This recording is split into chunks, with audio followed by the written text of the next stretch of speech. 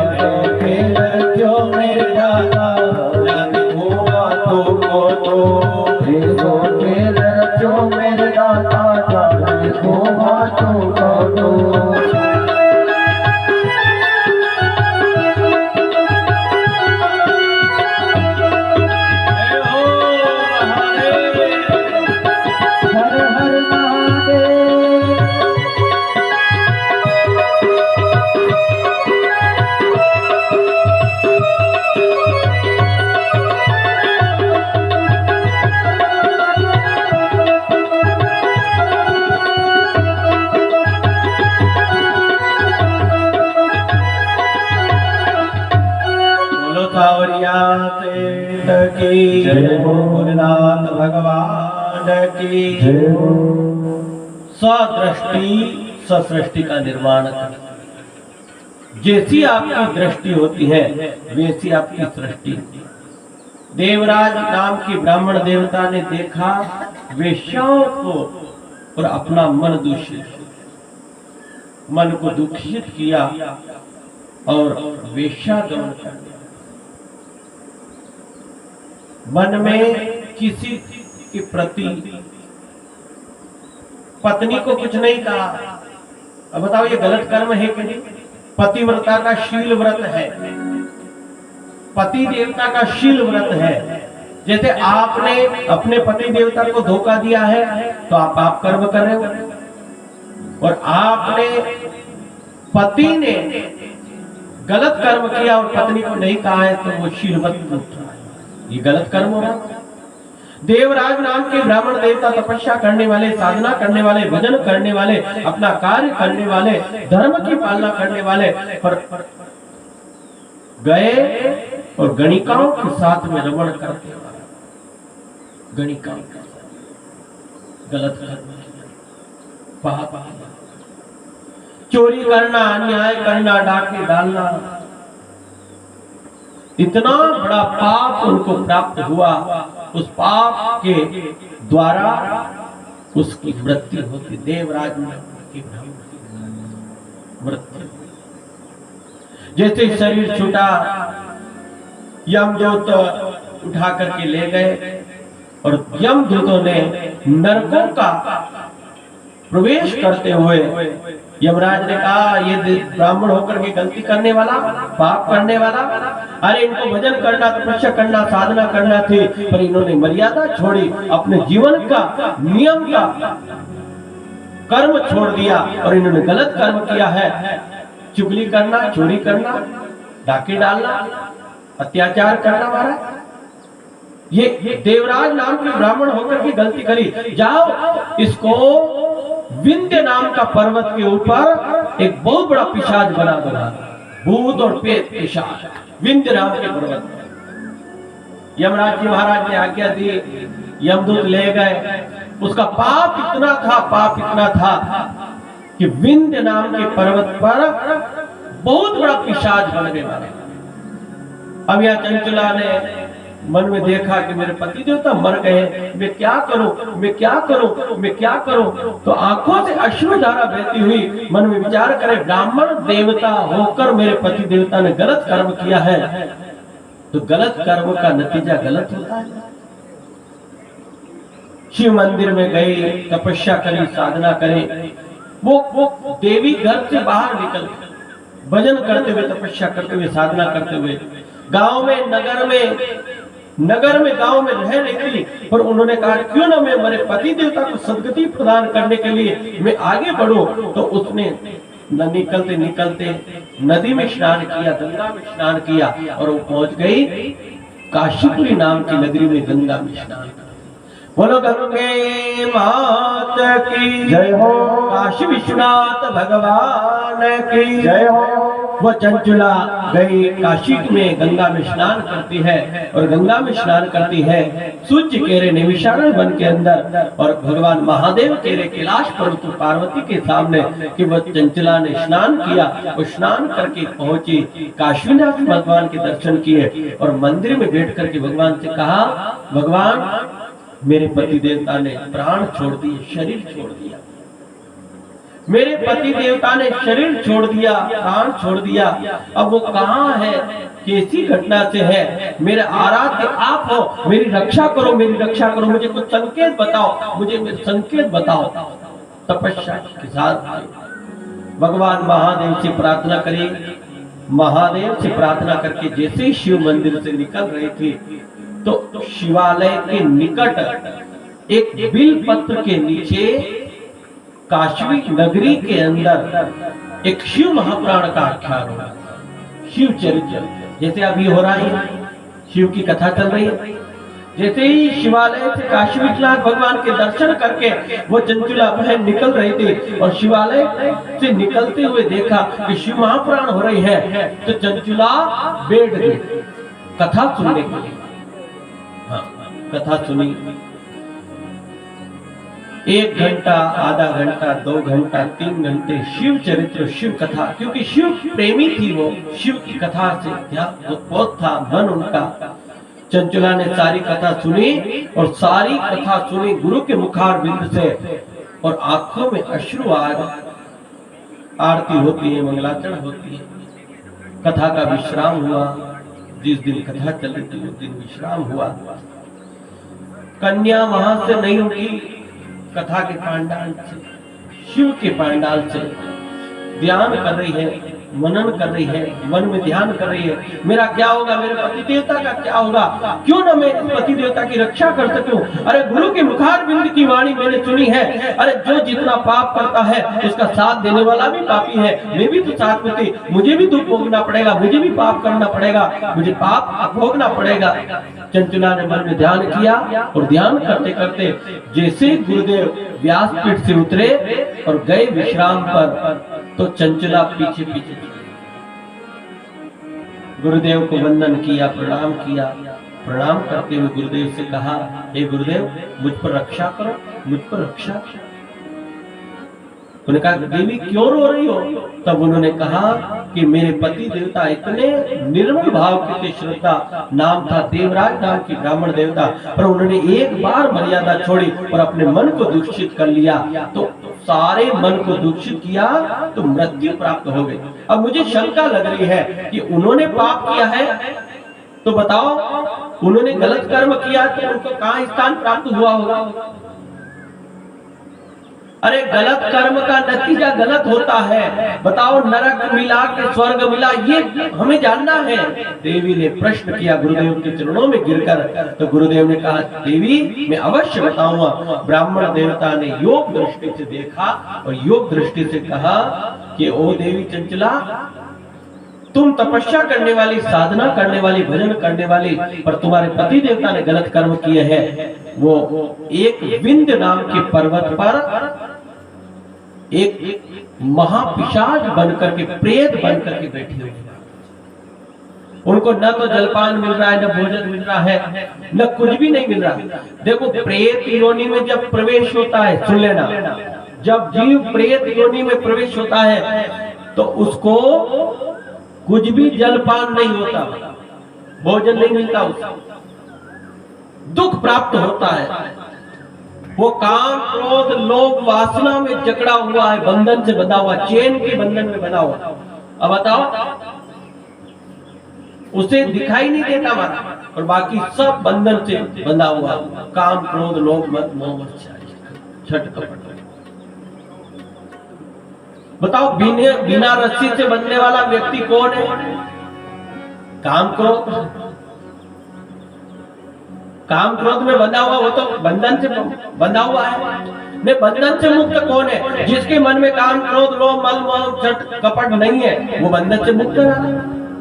ये बंधन में बंधा हुआ तो काम, क्रोध से मुक्त।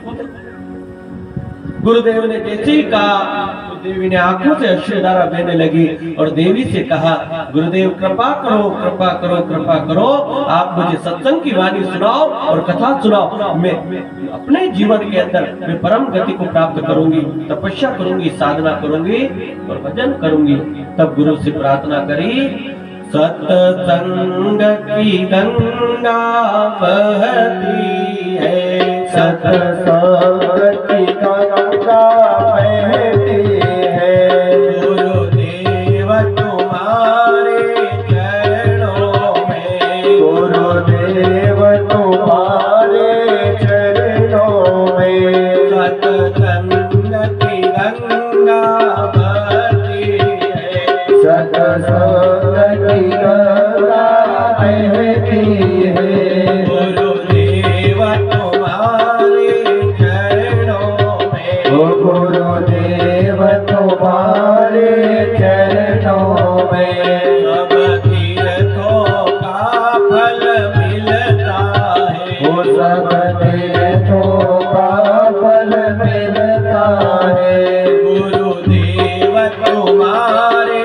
चरणों में, वो गुरुदेव तुम्हारे चरणों में,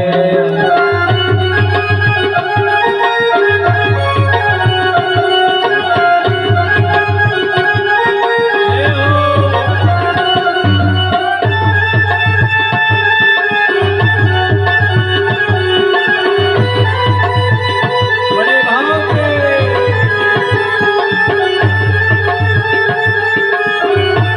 हो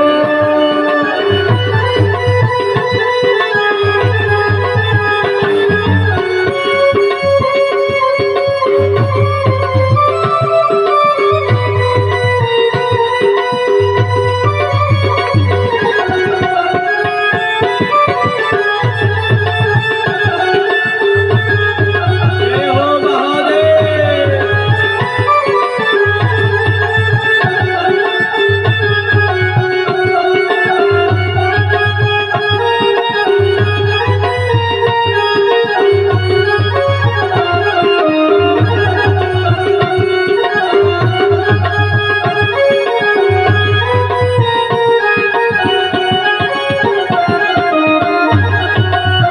वो गुरुदेव तुम्हारे चरणों में, गुरुदेव तुम्हारे चरणों में, गुरुदेव तुम्हारे चरणों में, गुरुदेव तुम्हारे चरणों में, सत्संग की गंगा बहती है, गुरुदेव तुम्हारे चरणों में, सत्संग की गंगा बहती है, गुरुदेव तुम्हारे चरणों में,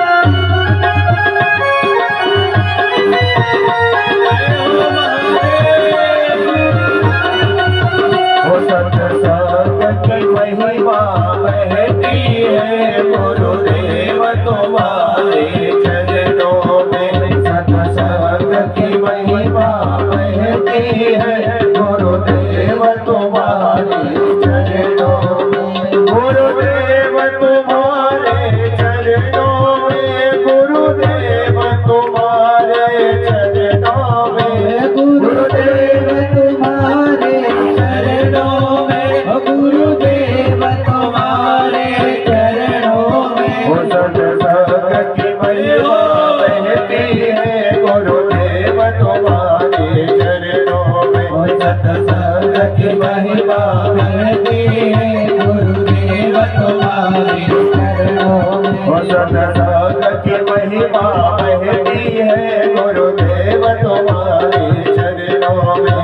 संग की गंगा बहती है गुरुदेव तुम्हारे चरणों में, गुरुदेव तुम्हारे चरणों में। बोलो सदगुरु भगवान की, शिव महापुराण की जय हो। उस चंचुला ने गुरुदेव से प्रार्थना करी, गुरुदेव मेरी प्रार्थना स्वीकार करो और मुझे शिव कथा सुनाओ। अरे मेरे लिए मत सुनाओ, पर मेरे पति देवता को मोक्ष के लिए मुझे कथा सुनाओ। बताओ शिव महापुराण कितनी गाथा बता रही है अपनी कथा। शिव का वर्णन, इतनी महिमा का वर्णन है कि जैसे आप सुन रहे हो ना कथा, आपके परिवार में जितने भी अधोगति आत्मा, प्रेत आत्मा, वह सब निर्मल भाव हो जाएगा। हाँ, शिव चरित्र ऐसा चरित्र है, निर्मल करने वाला और सदा पवित्र करने वाला। शिव तंत्र सदा पवित्र करता है। जैसे अपने मन का स्वभाव है काम, क्रोध, लोभ, मद, मोह, मर्चा, छल, कपट, ईर्ष्या करना, पर जब शिव में प्रवेश करोगे तो ये सारे छल कपट सब दूर हो जाएंगे, वो पवित्र हो जाएगा जीव। बिना शिव का पवित्र हुए वो परमात्मा को प्राप्त नहीं कर सकता, कुछ भी प्राप्त नहीं कर सकता। भक्ति भी प्राप्त करना है, तपस्या भी प्राप्त करना है, तो आपको एक बार तो शिव की ओर मोड़ना ही पड़ेगा। मन को मोड़ना, तन में मना शिव संकल्प मस्त। इस मन को तो मोड़ना पड़ेगा, तन में मना शिव संकल्प वस्तु।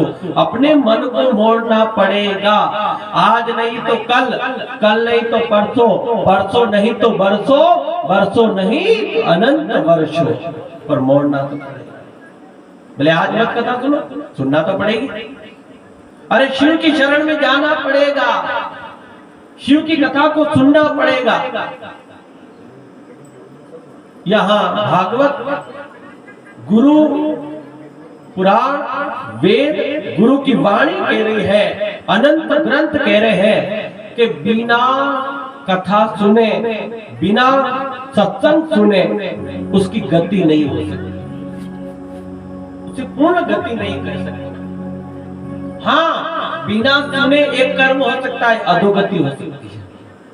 बोलो सावरिया सेठ की जय हो। देखो शिव महापुराण के शब्दों को सुनना, मैंने पहले ही बोल दिया कि शांत स्वरूप का शीतल स्वभाव का ग्रंथ है, पर इसमें ऐसे अटपटे शब्द आते हैं, अटपटे शब्द जुड़ते हैं इसके अंदर। जैसे शिव की कथा नहीं सुनी और व्यक्ति शिव चरित्र और कथा को नहीं सुनता है तो कौन सी भी गति नहीं मिलती है, पर एक गति उससे प्राप्त होती है, उसे अधोगति कहते हैं, वो प्रेत गति कहते हैं। वो जाता है, अपने आप चला जाता है। हाँ, नहीं जो शिव की कथी में जाता है, तपस्या करता, साधना करता, शिव के चरित्र को सुन लेता है, तो अधोगति ने, प्रेत आत्मा ने सब गति से दूर करके वो परम गति को प्राप्त हो जाता है। बोलो भोलेनाथ भगवान की जय हो। शिव चरित्र को सुनना चाहिए। उस चंचुला ने कहा गुरुदेव से कि मुझे शिव चरित्र बताओ, शिव कथा बताओ। तो शिव कथा सुनने के लिए, श्रवण करने के लिए सामने बैठे और वो कथा बताई। गुरुदेव ने सारा चरित्र बताया, शिव पुराण का चरित्र 7 दिवस सारी कथाओं को सुना। ये चंचुला का सुनने का भाव ये था कि जो तू सुनेगा और कथा को सुनेगा, उससे क्या है कि वो प्रेत आत्मा में विंध्य पर्वत पर बैठा हुआ है, उसको कुछ शांति मिलेगी, क्योंकि वो भाग रहा है, वो पूरे विंध्य पर्वत पर भाग रहा है। जैसे उसे कहेंगे हम कि कथा सुनो, तो नहीं सुनेगा, पर तुझको भी तो स्थान प्राप्त करना है। गुरु कह रहे व्यास मंच से हे चंचुला, तू शिव चरित्र सुनेगा तो उसका मन स्थिर हो जाएगा, उसके लिए तू सुन रहा है। तो विंध्य पर्वत पर प्रेत बनकर के वो कथा सुनेगा तो वो उसका मन स्थिर हो जाएगा, और मन स्थिर हुआ कि उसके बाद में हम उसे कथा सुनाएंगे तो सारी मनोकामना पूर्ण हो जाएगी। हाँ, अब मन एकाग्र करने का क्या स्थान है? शिव मंदिर, शिव चरित्र, शिव कथा। मन को एकत्रित करने का स्थान है शिव चरित्र, शिव कथा। अब वो देवी सुन रही है और सुन करके ध्यान करेगी, मेरे पति देवता प्रेत में है, अधोगति आत्मा में है, विंध्य पर्वत पर निवास कर रहे हैं, क्यों ना महादेव उसका मन शीतलता हो जाए, कुछ स्थान पर एकाग्रचित हो जाए, क्योंकि भाग रहा है, वो अनंत जन्मों तक भाग रहा है, इस जन्म से अगला जन्म परम गति को प्राप्त, ऐसा ध्यान करती है और कथा ये शिव चरित्र बता रहा है। शिव जी कह रहे हैं पार्वती से कि देवी जो जैसी श्रद्धा से, जैसी भावना से शिव कथा को सुनता है, वो वैसी कथा के द्वारा उसका फल उसे, वो वैसी फल की, इसमें कोई शंका नहीं है हमारा। जैसे आप कथा सुन रहे हैं और आपकी जैसी जैसी भावना है, जाकी रही भावना जैसी, प्रभु मुहूर्त देखी दिन वैसी, जो जैसी भावना से कथा करता है और सुनता है, वो वैसी भावना उसकी पूर्ण करती है परमात्मा, उसकी पूर्ण कर देगा। देवी ने कथा को सुना और सुनकर के इतना पुण्य मिला, इतना पुण्य मिला कि वह चंचुला ने शरीर छोड़ा और शरीर छोड़ करके पार्वती के रूप में एक सखी प्राप्त हो गई। पार्वती बोलो जगदम्बे मात की जय हो, पार्वती मैया की जय हो। उसने कथा सुनी, पूरे शिव महापुराण अपने पति को सदगति प्रदान करने के लिए, तो उसका शरीर का पुण्य था, भाव था कि अपने पति देवता को सदगति प्रदान करना है, तो वो देवी का शरीर छूटा चंचुला का, तो अगला जन्म होता है पार्वती का, पार्वती की सती बनती है, सखी बनती है, सखी बनती है, प्रेम भाव की, हजारों साल तक तपस्या करने वाली, साधना करने वाली, तपस्या करने वाली कैलाश पर्वत पर जाती है और कैलाश पर्वत पर जाकर के कहती है कि ओ पार्वती मैया, मुझे ये बताओ कि जिसके पति कभी शरीर छोड़ करके चले गए, न अधोगति आत्मा में चले गए और अधोगति आत्मा में प्रवेश कर लिया, ये प्रेत बन गए, किसी प्रकार से बन गए, तो बताओ उस व्यक्ति को, उस जीव को, उस देव को क्या कर्म करना चाहिए, ये साधना हमको बता दो, वो जानना है हमें। अब बताओ, पार्वती की सखी है वह चंचुला, पूर्व जन्म में चंचुला थी और आज पार्वती की सखी बनी शिव पुराण सुन करके। पर मेरी इच्छा है, तो पार्वती से प्रश्न किया, तो पार्वती ने कहा कि ये प्रश्न का हल तो मुझे मालूम नहीं, पर क्यों ना अपन महादेव से पूछ लिया जाए। बोलो भोलेनाथ भगवान की जय हो। बताओ, एक बार चंचुला ने कथा सुनी अपने पति देवता को सदगति प्रदान करने के लिए, तो बताओ कहां पहुंच गई, मृत्यु लोक से कैलाश पर्वत तक पहुंच गई। ये जीव कथा बता रही है शिव महापुराण, कि शिव महापुराण जो सुनता है जाने अनजाने में भी सुन लेता है। चंचुला ने एक क्षण अनजान में सुनी कथा और उसका आत्मसार हुआ, तो वह चंचुला कैलाश पर्वत का अधिकारी पार्वती की सखी बनी। पार्वती ने कहा अवश्य अपन प्रश्न करेंगे महादेव से। भोले बाबा तपस्या कर रहे थे, साधना कर रहे थे और भोले बाबा से गई पार्वती, नमन किया और नमन करके कहा कि हो बाबा, मुझ पर प्रेम करते हो, तपस्या का भाव रखते हो, कृपा करते हो, तो मेरी एक इच्छा है। कहा देवी क्या इच्छा लेकर के आई। कैलाश में भोले बाबा बैठे हुए हैं और पार्वती सामने है और सखी साथ में बैठी हुई। पार्वती ने प्रश्न किया कि एक मन की इच्छा है कि कोई देवी धर्म पत्नी होती है, धर्म का कार्य करती है, परिवार में साथ में रहती है, मिलजुल कर भी कार्य करती है, तो बताओ वो धर्म की पालना करते करते उसके पति देवता का मन दूषित हो जाए और उसने वेश्या का मन किया, गलत कर्म किया, पाप किया, काम क्रोध से उत्पन्न रहे, वो पति देवता चले गए और उसकी अधोगति आत्मा हो गई, तो बताओ उसको क्या कर्म करना चाहिए उस देवी को। पार्वती ने भोले बाबा से कहा, तब भोले बाबा ने कहा कि वो देवी पार्वती, उसे शिव महापुराण सुनना चाहिए। बोलो भोलेनाथ भगवान की जय हो। उसे क्या करना चाहिए, उसके पति देवता अधोगति में चले गए, उसके अधोगति में प्रेत बन गए या आशा और तृष्णा से बंधे हुए हैं, तो उसको उस प्रेत योनि को छूटने का एक ही सहारा है कि उसे शिव चरित्र, शिव कथा सुनना चाहिए, शिव महापुराण की गाथा सुनना चाहिए। पर देवी तेरे मन में आज कैसी भावना आ गई, ये प्रश्न तो आज तक तुमने किया ही नहीं, ये कर लिया तुमने प्रश्न। तब उन्होंने कहा ये मेरी देवी सखी है, ये पूर्व काल में चंचला थी, पर इसके पति देवता ने गलत कर्म किए। इस गलत कर्म के द्वारा अब बताओ महादेव वो कहाँ है। तब महादेव ने योग दृष्टि से देखा और कहा कि इसके पति देवता कितने ही वर्षों से प्रेत बने हुए हैं विंध्याचल नाम की पर्वत, विंध्य पर्वत, विंध्य पर्वत प्रेत बने हुए। उनका उस प्रेत को दूर करने के लिए कोई साधन आप बता रहे हो शिव महापुराण, तो बताओ किस प्रकार से अब वहां पर विंध्य पर्वत पर घोर गाथा गाएगा, बताओ कौन करेगा। जैसे हम आपको बोले कि बोले बाबा आप जाकर के सुनाओ, तो सुना सकते हैं कि नहीं सुना सकते। तब उन्होंने कहा कि एक ब्राह्मण देवता है, वो ब्राह्मण देवता वहां जाकर के सुना सकते, उनकी शक्ति है। उन्होंने कहा कौन है, उन्होंने कहा तंबुरा नाम के ब्राह्मण देवता है। बोलो सदगुरु भगवान की जय हो। अब बताओ तंबुरा नाम के ब्राह्मण देवता कौन है।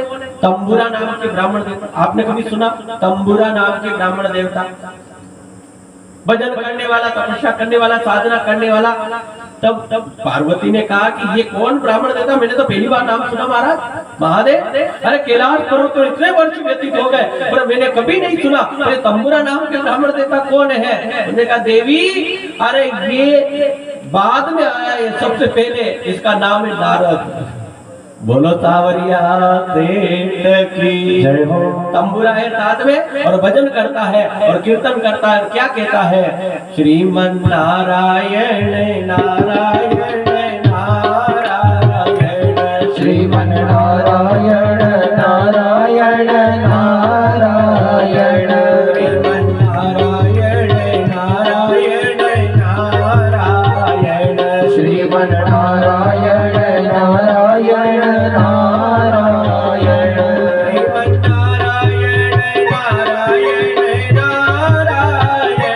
श्रीमन नारायण नारायण नारायण, श्रीमन नारायण नारायण नारायण, श्रीमन नारायण नारायण नारायण, श्रीमन नारायण नारायण नारायण।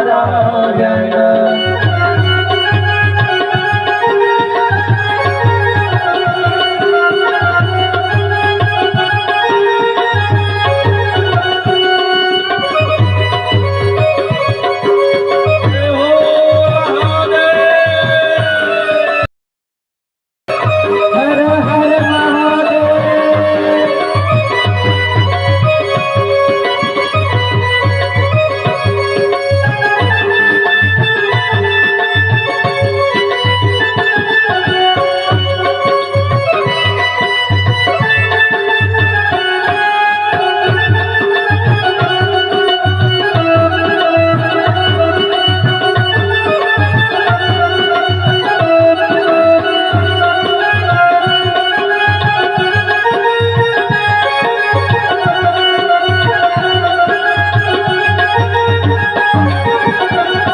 श्रीमन नारायण नारायण नारायण, श्रीमन नारायण नारायण नारायण, ओ भजो नारायण नारायण नारायण, भजो नारायण नारायण नारायण, बोलो नारायण नारायण नारायण, बोलो नारायण नारायण नारायण, ओ श्रीमन नारायण नारायण नारायण, श्रीमन नारायण नारायण नारायण, ओ श्रीमन नारायण नारायण नारायण।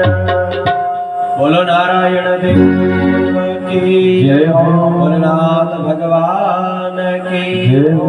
ओड़ी वाले सगस जी महाराज की जय हो।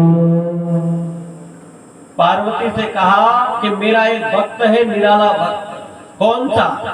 अब कथा समझ में आ रही है, अब तो कहने की जरूरत नहीं है। देखो पहले कथा की सीढ़ी बनती है, सीढ़ी महिमा अपने आप निकलती है, अपने आप महिमा की गाथा। पार्वती ने कहा भोले बाबा आप नहीं चल सकते, पर आपके भक्त है, वो भक्त के द्वारा ये आनंद की अनुभूति हो जाए परमात्मा में। ये मेरी सखी, मेरी प्रेम करने वाली, आपको चाहने वाली, आपको प्राप्त करने वाली, आपका भजन करने वाली, इसके पति देवता को सदगति होना चाहिए, ये मेरा भाव है। पार्वती ने आग्रह किया महादेव से।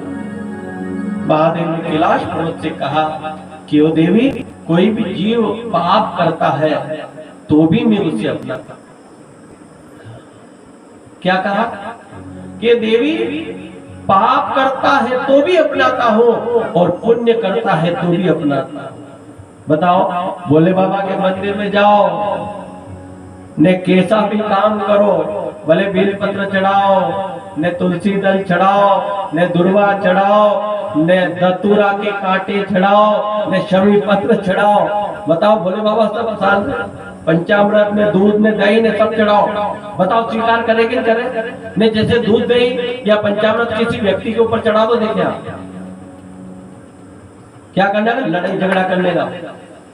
ने एक लोटा जल भर करके चढ़ा देना कि व्यक्ति के ऊपर, तो वो है ना, इतना लड़ाई झगड़ा हो जाएगी कुछ कह नहीं सकते महाराज। ने ठंड में चढ़ा दो तो एक लोटा जल किसी मनुष्य के ऊपर एक लोटा जल भर के चढ़ा दो तो लड़ाई हो जाए, झगड़ा हो जाए कि मेरे ऊपर पानी डाल दिया, ठंडा पानी। बोलो सावरिया सेठ की जय हो। बताओ, पर शिव ने कहा पार्वती से कि भजन करता, तपस्या करता, साधना करता है, उसे भी मैं प्राप्त करता हूँ, और जो पाप करता है और अपराध करता है तो भी मैं उसे प्राप्त कर लेता हूँ। उसमें कोई शंका नहीं, मैं सबको आशीर्वाद देता हूँ। क्या कहा कि भोलानाथ कृपालु दयामय औढर दानी शिव योगी, भोलानाथ कृपालु दयामय औढर दानी शिव योगी, निमिष मात्र में लिख देते अनगन मनमानी शिव योगी, निमिष मात्र में लिख देते अनगन मानी शिव योगी, श्याम अकिंचन जन्म नरंजन, श्याम अकिंचन जन्म नरंजन, हर जीव परम उदार हरे, पार्वती पति हर हर शंभु पाहि पाहि दातार हरे, पार्वती पति हर हर शंभु पाहि पाहि दातार हरे, पार्वती पति हर हर शंभु पाहि पाहि दातार हरे। पार्वती तू क्यों चिंता करती है? अरे एक भक्त मांगता है सोना चांदी तो भी मैं सोना चांदी देता हूँ, और मैं रहने वाला हूँ शमशान, शमशानवासी। बताओ भोले बाबा का घर कहाँ है? भक्तों पर सर्वत्र लूटा कर बने मशानी शिव योगी। मैं रहने वाला हूँ शमशान में, भले ही सोना चांदी हीरा जवाहरात धन वैभव संपत्ति जमीन जायदाद जो मांग ले मैं देने के लिए तैयार हूं, पर मांगने वाला भी तो चाहिए, मांगने वाला भी चाहिए। अरे पात्र सुपात्र होना चाहिए, मांगेगा मैं अवश्य दूंगा उसे, मैं उसे अवश्य अपनाऊंगा। मेरा भाव परम कर्तव्य है, कर्तव्य निष्ठ है, शिरोमणि है, अथा अनंत है, सदा रहने वाला है, सदा अनादिकाल से मैं आया हूँ और अनादिकाल तक रहने वाला हूँ। मैं सदा भक्तों के ऊपर कृपा करने वाला हूँ। ये कोई आज की बात नहीं है मेरा, ये आज की बात नहीं बता रहे भोले बाबा, मैं सदा अनादिकाल से रहने वाला हूँ और सब भक्तों की मनोकामना पूर्ण करने वाला हूँ। तो मांग कर तो देखो, अरे पात्र खाली होना चाहिए, मैं देने के लिए तैयार हूँ। बताओ, ये भी तो कहा पार्वती से सामने, जैसे आप भरे हुए हो न, आपके मन में हो रहा होगा कि धुंधड़का वाले बाबूजी आए न शिव महापुराण कर रहे हैं। शिव महापुराण क्या करेंगे, उससे ज्यादा तो हमको भी याद है, बहुत अच्छी बात है, पर पात्र खाली होना चाहिए। नोट कर लेना इस शिव चरित्र को। हाँ, जैसे आपके पास में कटोरा है, गिलास है, लोटा है या मटका है, भरा हुआ है, तो बताओ भरे हुए कौन भरेगा? फिर भरने की जरूरत नहीं है। बोलो भोलेनाथ भगवान की जय हो। ने अपना पात्र खाली है, ने आपने कहा कि मेरा पात्र खाली है, मुझे कुछ दे दो, तो उस खाली पात्र में हर कोई डाल देगा। बस यही तो शिव पार्वती जय हो। हमारे पटेल साहब कह रहे हैं कि यहाँ जितने बेटे सब खाली है, गुरुदेव आप तो आशीर्वाद दो। बोलो सावरिया सेठ की जय हो। होने वाले सगत भगवान की जय हो। ये जितनी भी कृपा मिल रही है आपके ऊपर, हमारे ऊपर, सभी भक्तों के ऊपर, ये सब होने वाले सगत बाबू जी की कृपा। ये जितनी गाथा गाए उतनी कम है। ये जितनी गाथा गाए, ये परम ब्रह्म है, परम शिव है, शिव तत्व है, अनंत तत्व है, अनंत तत्व। अरे मान करके देख लो, हम बार बार कह रहे हैं ऐसे चैतन्य स्थान सब जगह है। जैसे कल हमारी बेपुर गांव में कथा हुई, वहां पर भी सगत बाबू जी का स्थान, इतना ऐसा ही दिव्य स्थान है। और वहां पर भी शिव का आनंद, महाआनंद हुआ और अनंत भक्तों ने कथा कहा।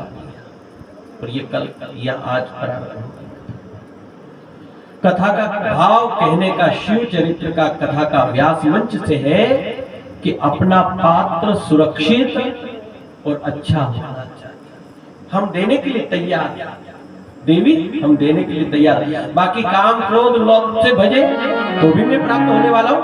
पार्वती से कहा कि काम क्रोध से भजा है राक्षसों ने, तो मेरे से वर मांग करके गए। बताओ सबसे ज्यादा वर देने वाला मैं ही हूँ। पार्वती से कहा है बोले बाबा, जैसे किसी देवता ने इतना आशीर्वाद नहीं दिया, सबसे ज्यादा देने वाला कोई है तो महादेव।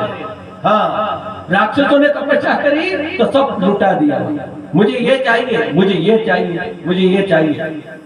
अब बताओ रावण कितना भक्त था भोले बाबा का, कितना बड़ा भक्त था रावण। यह संकेत मिलता इस कथा के माध्यम से कि रावण राक्षस था, अपना मन दूषित किया तो राक्षस प्रवृत्ति हो गई, पर उसकी साधना ऐसी थी शिव चरित्र, शिव साधना थी, शिव का भक्त था।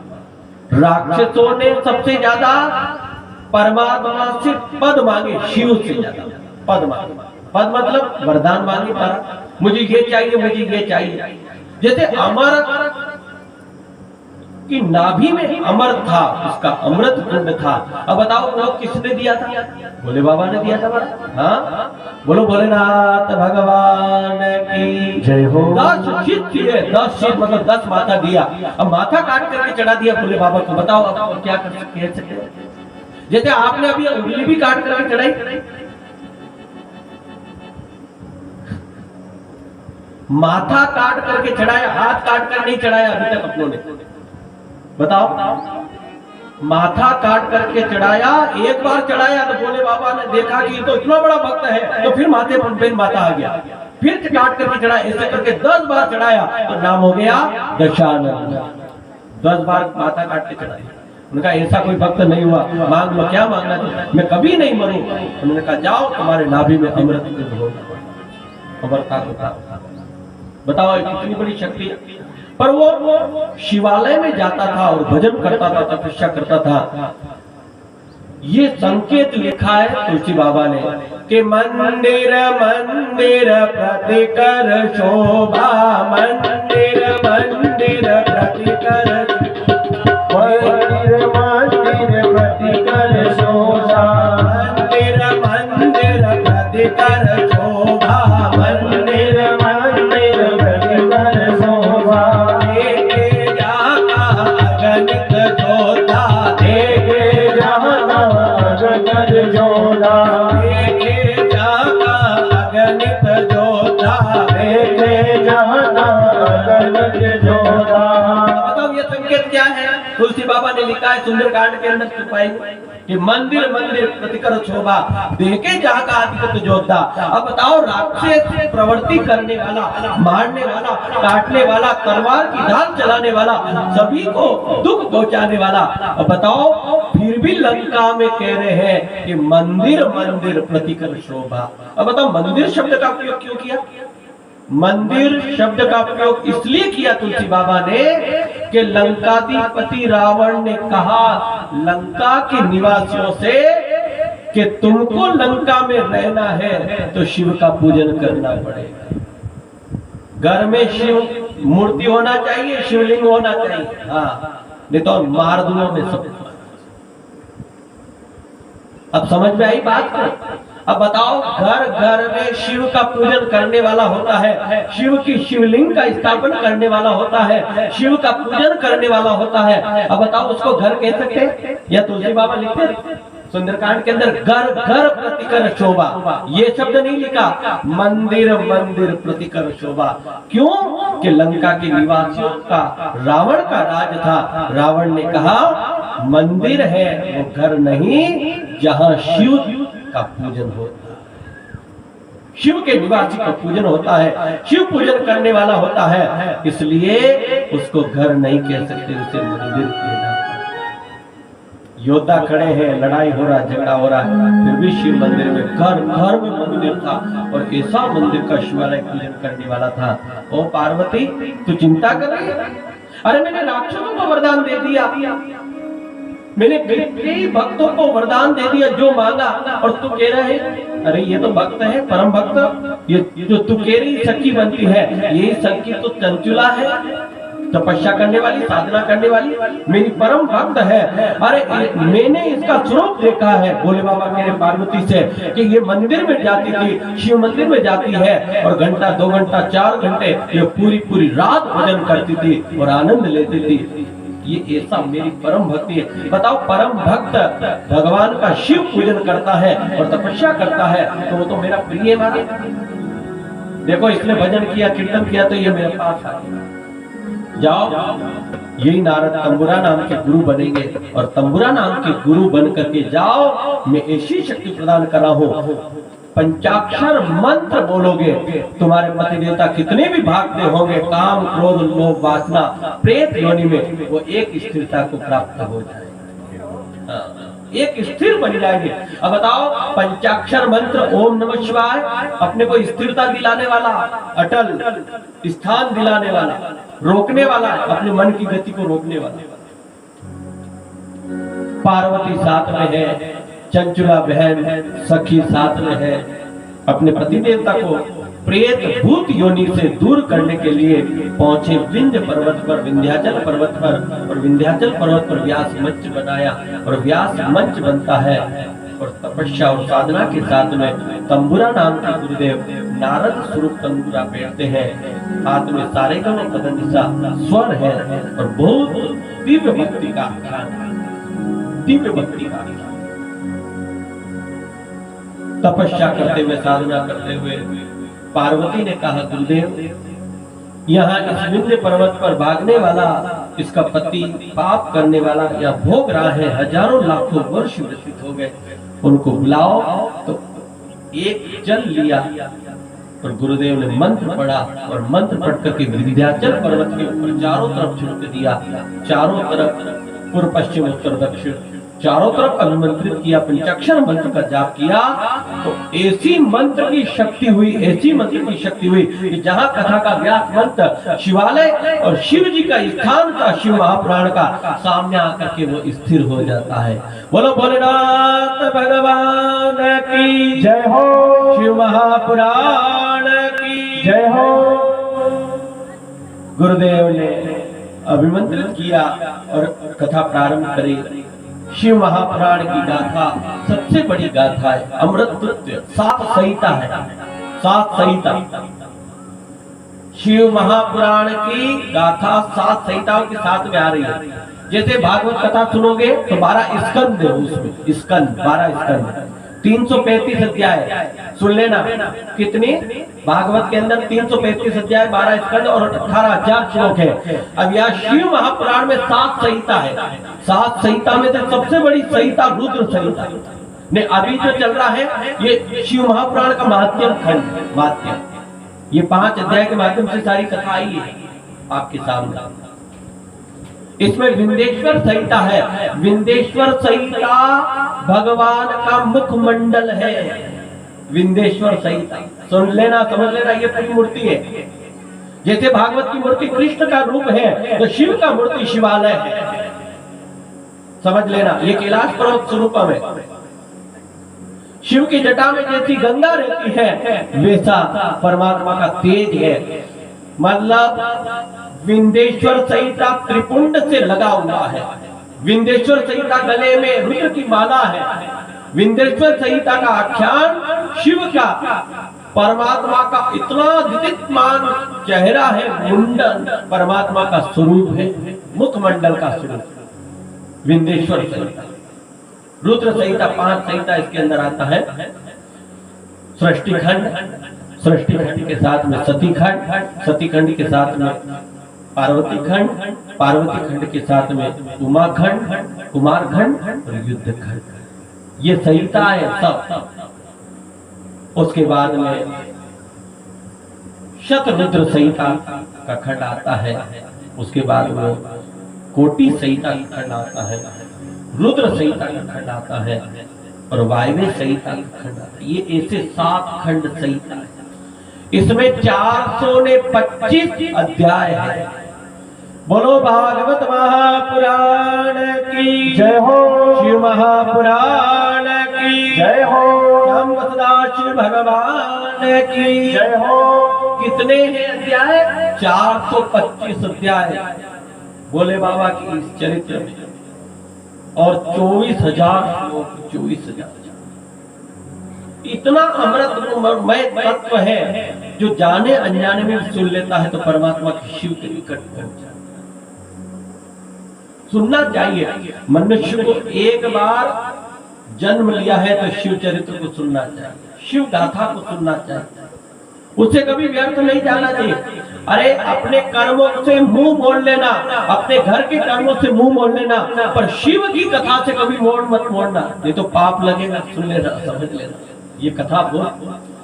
हाँ, कुछ भी नहीं हो तो सामने बैठ जाओ और भगवान का ध्यान करो। और शिव कथा होती है, जहाँ शिव कथा होती है, गुरुदेव कह रहे, तंबुरा नाम के गुरुदेव और कथा बता रहे विंध्य पर्वत पर कि ओ देवी पार्वती सखी, ओ चंद्रपिला सखी, जहाँ शिव की कथा होती है, शिव का चरित्र होता है, शिव का गाथा की महिमा गाई जाती है, वहाँ सब देवता रहते हैं और महादेव सदा रहने वाले। बोलो भोलेनाथ भगवान की जय हो। शिव का समर्पण भाव, शिव का स्वभाव और शिव का स्वरूपम भाव बहुत बड़ा परमात्मा को प्राप्त कराने वाला। हाँ, तपस्या के साथ में, साधना के साथ में वो सदा निकट रहने वाला है, सदा परमात्मा का गान करने वाला, उसकी सदा रक्षा करने वाला शिव स्वरूपम शिव। जैसे जो जैसे करता है, ध्यान करता है, वो वैसे मन में उसके दर्शन देता है शिव परमात्मा। अरे काम में फंसा हुआ जीव वो कामना के साथ में रहता है तो कामेश्वर भगवान उसकी साधना करते हैं, मन तो उसकी भी इच्छा पूर्ण करते हैं, पर निर्मल भाव से वो कार्य किया गया। निर्मल मन में सो मोहि पावा, मोह कपट छल छिद्रन भावा। निर्मल भाव से जो भक्ति की गई, परम शिव उसे अपना मित्र बना लेते, सखा बना लेते। कथा तो सुनना चाहिए, शिव चरित्र, शिव की गाथा सुनने से अपना मन पवित्र, शरीर पवित्र हो जाता है, शरीर पवित्र हो जाता है। जन्म जन्मांतर के पाप होते, एक जन्म के नहीं, हजारों जन्म के, लाखों जन्म के, करोड़ों जन्म का जीव भुगत रहा है, संसार के अंदर आ रहा है, जा रहा है, पर जहां तक शिव चरित्र को, शिव कथा को नहीं सुनता है, उसे शांति नहीं मिलती। संसार शांति निकटतम पहुंचने वाला, पहुंचाने वाला शिव चरित्र है, उसे सुनना चाहिए। 7 संहिताओं के माध्यम से सारा कथा बताई और सारा कथा बता करके तपस्या और साधना के साथ में वह जो कथा होती है, संहिताओं की कथा, उससे वो प्रेत योनि छूट जाती है, भूत योनि छूट जाती है। देवराज नाम के ब्राह्मण इतने निर्मल भाव के स्वभाव के प्राप्त होते हैं तपस्या और साधना के साथ में, और उन्होंने परमात्मा से प्रार्थना करी, हे परमात्मा मुझे अपने अपना लिया, मैंने इतना पाप किया, मैंने इतना पाप किया, उस पाप को दूर कर दिया। भगवान के सामने, शिव महापुराण के सामने नाच रहे, गा रहे हैं और परमात्मा से प्रार्थना कर रहे हैं कि हे परमात्मा आपने मेरी रक्षा करी। परमात्मा के सामने कह रहा है कि तू जपल सदा शिव शंकर, तेज काटा लगे ना कंकर। तू जपल सदा शिव शंकर, तुझ काटा लगे ना कंकर।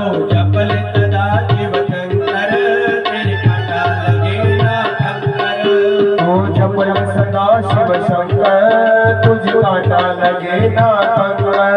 तुझे कांटा लगे ना कंकर, तुझे कांटा लगे ना कंकर, तुझे कांटा लगे ना कंकर, तुझे कांटा लगे ना कंकर। तू जप ले सदा शिव शंकर, तेरे कांटा लगे ना कंकर। तू जप ले सदा शिव शंकर तुझे कांटा लगे ना कंकर।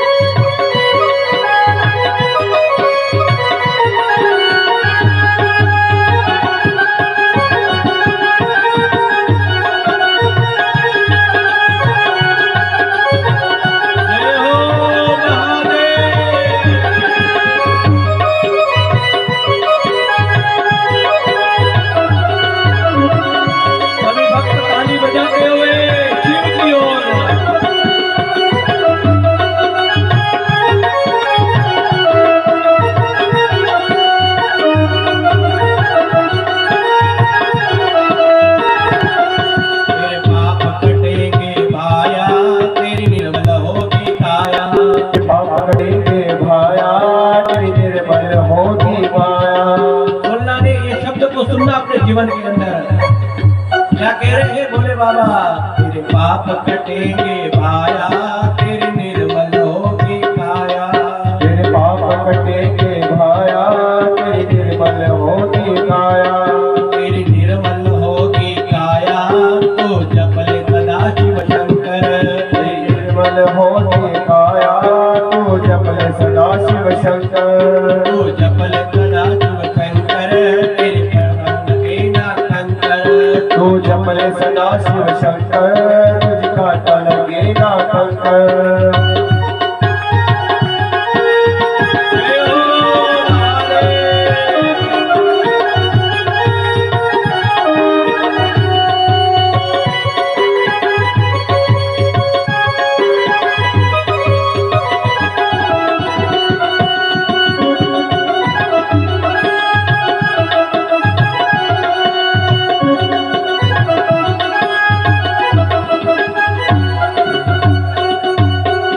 बोलो भोलेनाथ भगवान की जय, श्याम श्री भगवान की जय। जो शिव को कथा को सुनता है वो शिवमय हो जाता है। देवराज नाम के ब्राह्मण प्रेत योनि को छोड़ करके दिव्य योनि को प्राप्त होते हैं।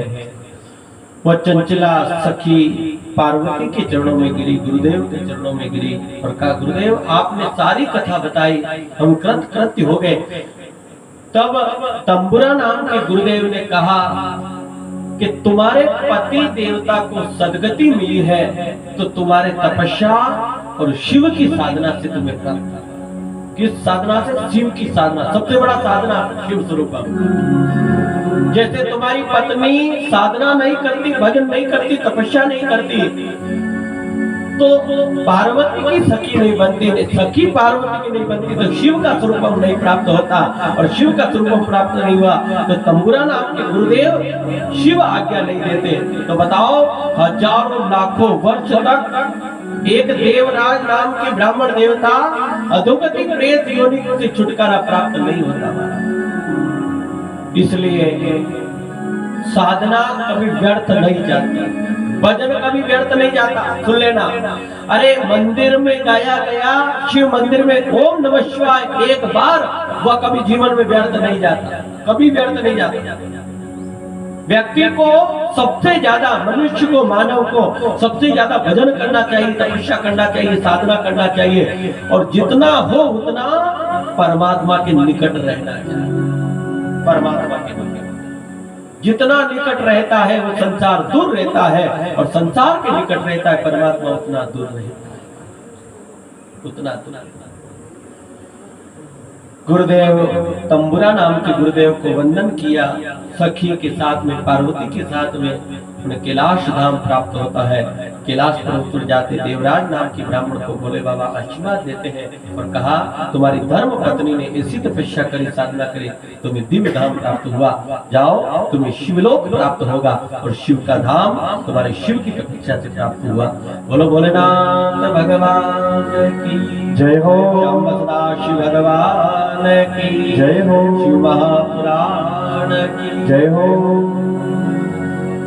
सूत जी महाराज ने नैमिषारण्य वन के अंदर कैलाश पर्वत के ऊपर पार्वती माँ की कथा बता रहे हैं। ये 5 अध्याय के माध्यम से कथा बताई। उनका शिव कथा की महिमा का वर्णन नियम तो बता दो, हम नियम से कथा सुनना चाहते हैं। तब उन्होंने कहा कि शिव चरित्र सुनना है तो ब्राह्मण के मुखारबिंद से, कथा कौन सी भी सुनो ब्राह्मण के मुखारबिंद से बताएगी। ब्राह्मण का ही अधिकार व्यास पर बताया गया है। ये बताया यहाँ पर श्रोताओं को सुनने का पालन, वक्ता का भी नियम। वक्ता निर्मल भाव का होना चाहिए, वक्ता निर्मल भाव का होना, क्रोधी नहीं होना चाहिए, वक्ता लालची नहीं होना चाहिए। सुन लेना, वक्ता का भाव बताया यहाँ पर। वक्ता और श्रोता, वक्ता मतलब कथा करने वाला, श्रोता मतलब कथा सुनने वाला। वक्ता का भाव निर्मल होना चाहिए, प्रेम परमात्मा से करने वाला, कराने वाला, दृष्टांत युक्त होना चाहिए, प्रेम युक्त होना चाहिए, ऐसा वक्ता होना चाहिए। जैसे किसकी इच्छा है कि हमको शिव महापुराण सुनना है, शिव की कथा सुनना है और शिव पुराण का आख्यान हमको सुनना है, तो ब्राह्मण देवता से मुहूर्त लेना चाहिए। मुहूर्त, जैसे अभी मुहूर्त लिया है, ये मुहूर्त से अमावस्या तिथि पर यह कथा पूर्ण होगी। और हो सके तो 14 अमावस्या या शिवरात्रि, 12 महीना की शिवरात्रि आती है, 12, 13, 14, समझ लेना इस बात को। 12 महीने की 12 शिवरात्रि होती है और सबसे बड़ी शिवरात्रि होती है वो महाशिवरात्रि होती है। बोलो भोलेनाथ भगवान की जय हो।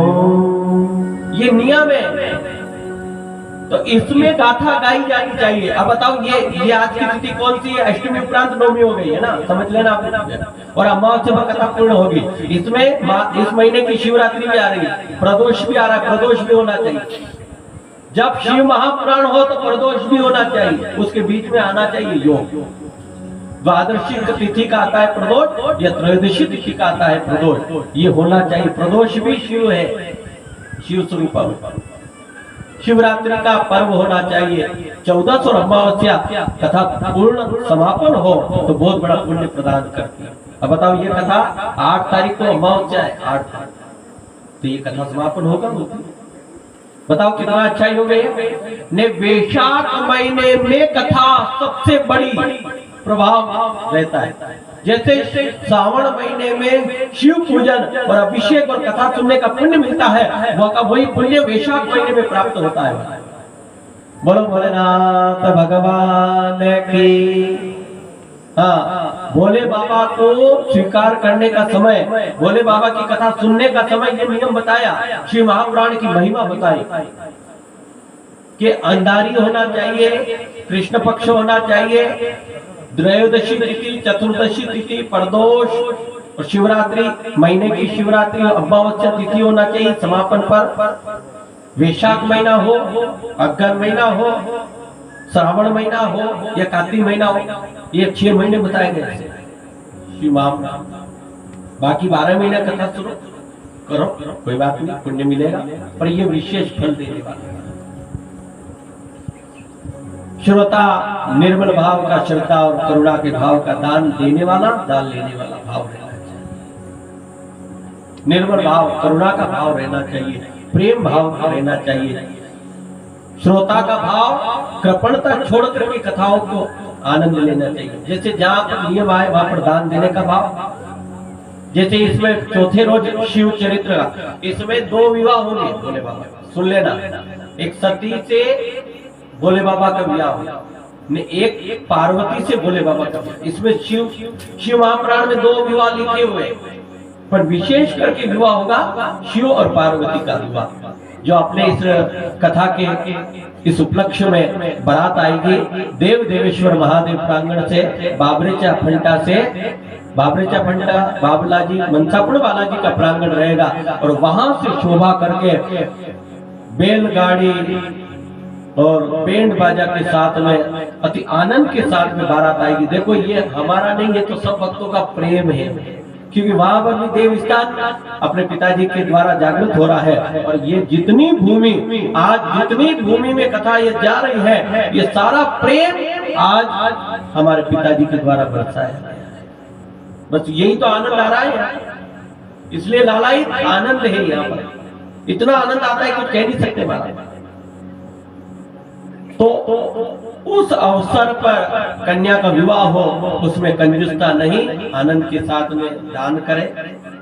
द्वादश ज्योतिर्लिंग का आख्यान हो तो द्वादश ज्योतिर्लिंग का आख्यान में पुण्य दान करे और कथा के समय में पुण्य दान करे। समय हो ओम नमः शिवाय पंचाक्षर मंत्र ब्राह्मण देवता को बिठा करके रुद्री का पाठ होना चाहिए। जैसे यहाँ पर रुद्री का पाठ हो रहा है, ब्राह्मण पाठ कर रहे, तपस्या कर रहे, साधना कर रहे, जैसा भी तो समय हो ओम नमः शिवाय का माला का जाप भी कर सकते हैं और पाठ भागवत होती है तो ओम नमो भगवते वासुदेवाय मंत्र का जाप होता है। ये सारा नियम बताया है, सारा नियम। और जो कथा हो भागवत शिव महापुराण जो कथा का ग्रंथ गाया जाता है, उस कथा के ऊपर विश्वास करना होना चाहिए अपने जीवन में। ऐसे श्रोता होना चाहिए, विश्वास होना चाहिए, प्रेम करुणा का भाव।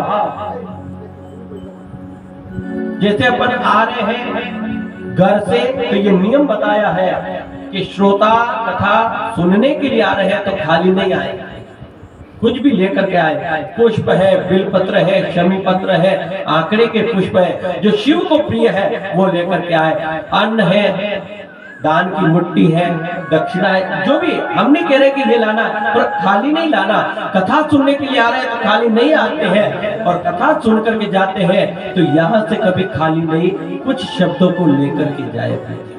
हाँ, खाली नहीं जाते यहाँ पर। कभी भी मंदिर में जाओ तो खाली नहीं, और मंदिर से आ रहे हो तो खाली नहीं। दर्शन का पुण्य लेकर के आओ और कथा सुन करके जा रहे हो तो आप कुछ अपने जीवन में शब्दों को उतार करके जाओ कि आज मैंने गुरुदेव से ये गाथा सुनिए, मैं अवश्य उसको जीवन में उतारूंगा, तपस्या करूंगा, साधना। प्रेम से करुणा, क्रोध भाव नहीं करना, लड़ाई झगड़ा नहीं करना। सुन लेना, ये शिव चरित्र है। क्रोध करने वाले को शिव अपनाते नहीं, उसे छोड़ देते हैं। जैसे आप सुन रहे हो कथा, हाँ मैं साफ बोल रहा हूँ आपको, शिव को प्रिय नहीं है। शिव को स्नेह करने वाला, प्रेम करने वाला, करुणा का भाव रखने वाला, शीतल रहने वाला, शांत रहने वाला बहुत प्रिय है भक्त।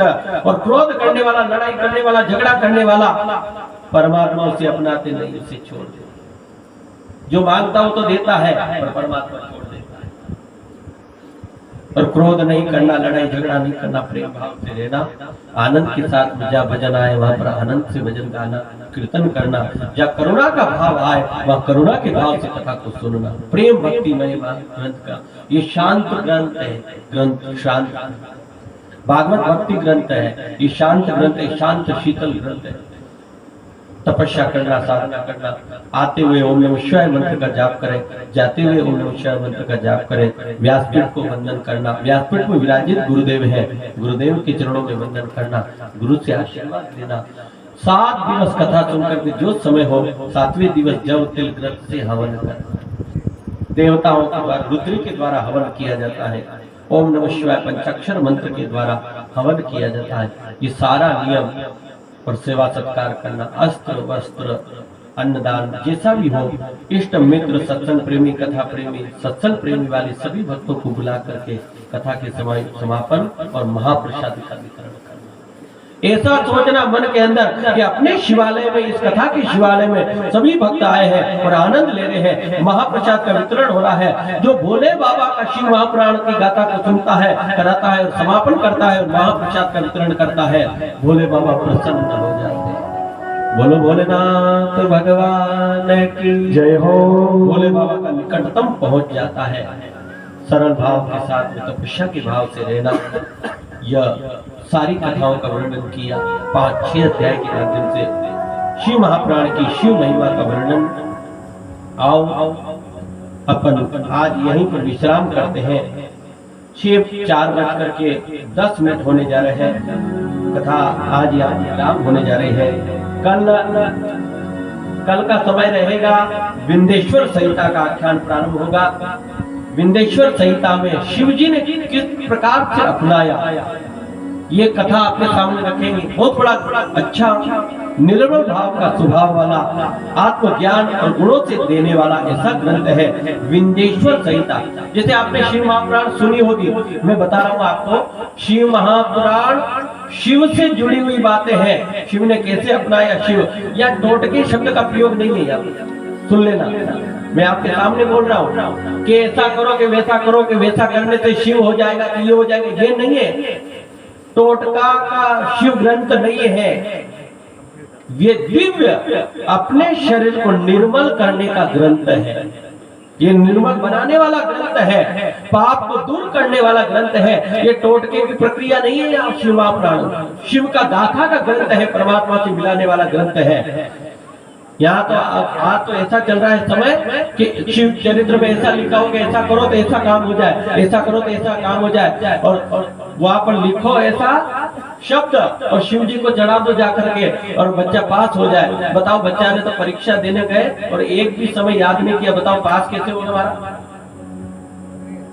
बस यही तो बात आ रही।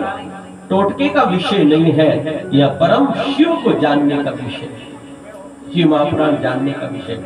सबको जाना है आपको जीवन में। आपने माँ को जाना, पिता को जाना, सबको जाना है आपने, तो आपका परम कर्तव्य है कि शिव को भी जानना चाहिए। बस यही तो अपन जान रहे हैं। विंध्येश्वर संहिता का आख्यान आप सुनने आओगे कल, वो सारी कथाओं का आख्यान होगा। शिव की जटाओं में गंगा क्यों बही, क्या कारण था, हम बताएंगे कल।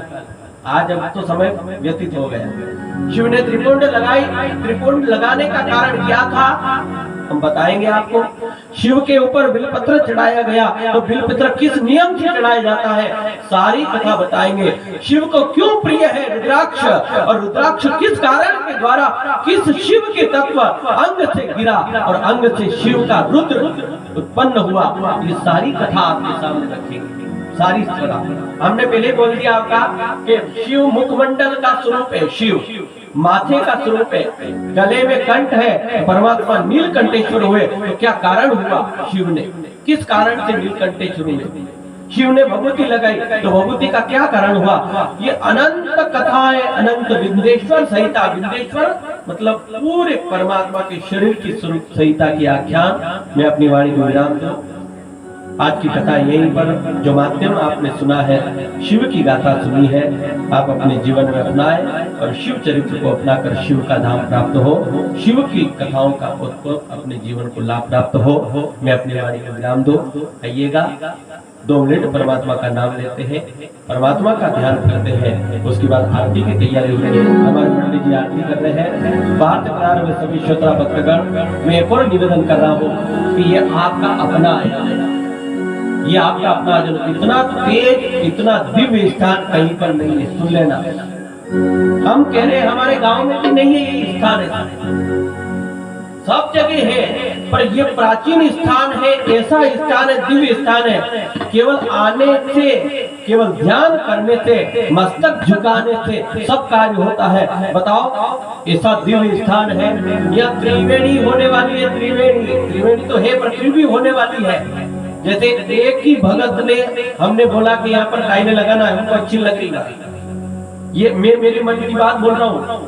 हम आए 2 साल से कथा करी, आपके सामने कथा हुई, पर हमने हमारे भक्तों को लेकर के आए। हमने कहा कि हमारा इच्छा है कि आप यहाँ पर इस कुटिया में, इस आश्रम में, इस ओडी वाले सरस बाबा जी के द्वारा यहाँ पर टाइल्स हो जाए। तो उन्होंने सहजता से, भले कितना भी पैसा लगा, देख लेना, ये 40 बाई 40 पूरा मंडप सजा हुआ है, तो ये हो रहा है। ये आपके द्वारा दिया गया दान, आपके द्वारा दिया गया ये शिव कथा का चरित्र का महिमा को जो दान दिया है, वो सारा मंदिर में लगने वाला है।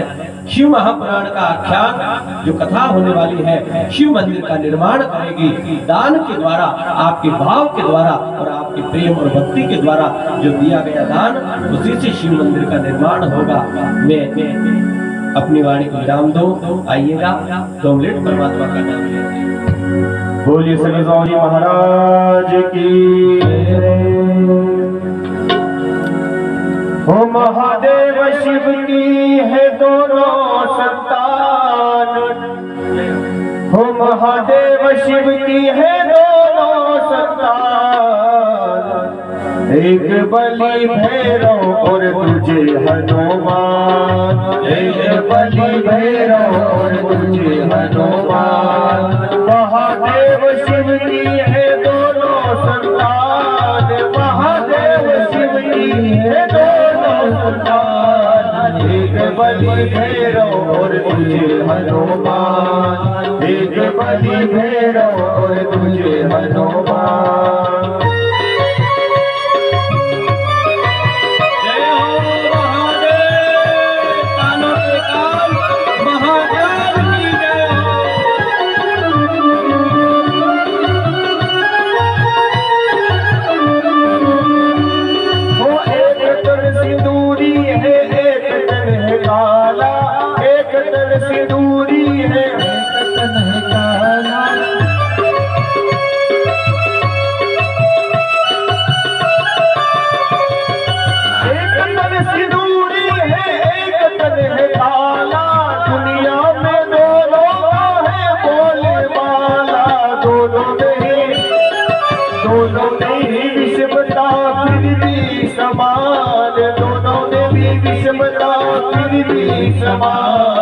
एक बलि भैरव और तुझे हनुमान, एक बलि भैरव और तुझे हनुमान। महादेव शिव की है दोनों संतान, महादेव शिव की है दोनों संतान, एक बलि भैरव और तुझे हनुमान, एक बलि भैरव और तुझे हनुमान। एक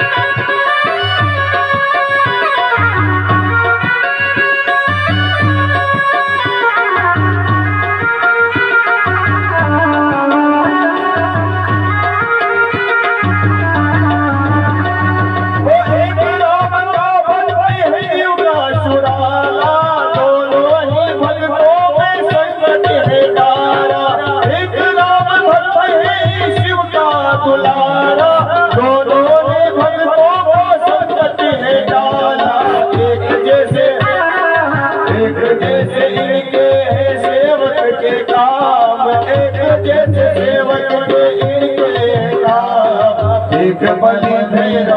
तुझे हनुमान, एक बलि भैरव तुझे हनुमान।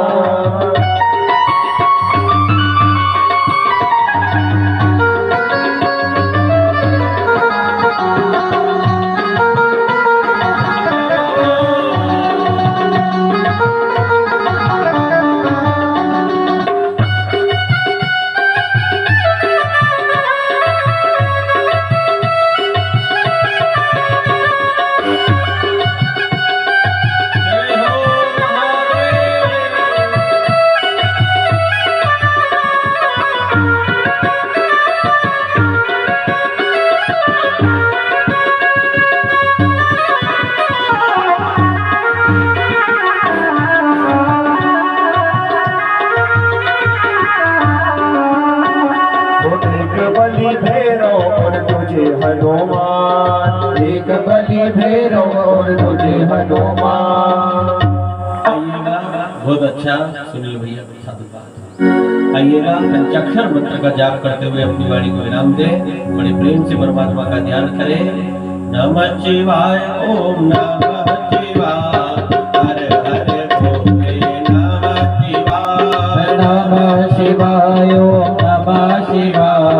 हर हर भोले नमः शिवाय, नमः शिवाय, ओम नमः शिवाय, हर हर भोले नमः शिवाय, नमः शिवाय, ओम नमः शिवाय, हर हर भोले नमः शिवाय, नमः शिवाय, ओम नमः शिवाय, हर हर भोले नमः शिवाय, नमः शिवाय, ओम नमः शिवाय, हर हर भोले नमः शिवाय, नमः शिवाय, ओम नमः शिवाय, हर हर भोले नमः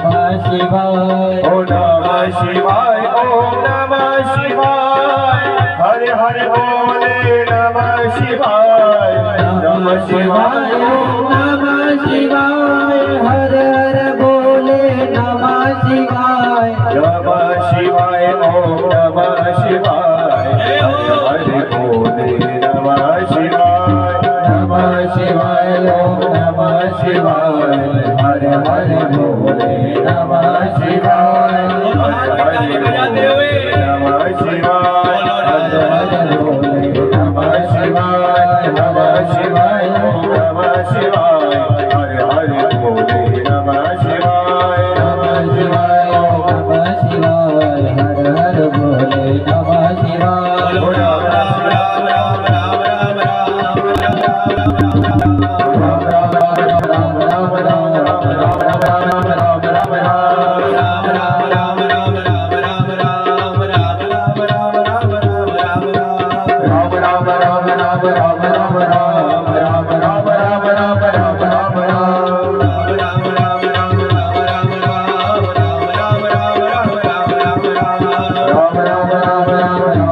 राम राम राम राम राम राम बोलो जय जय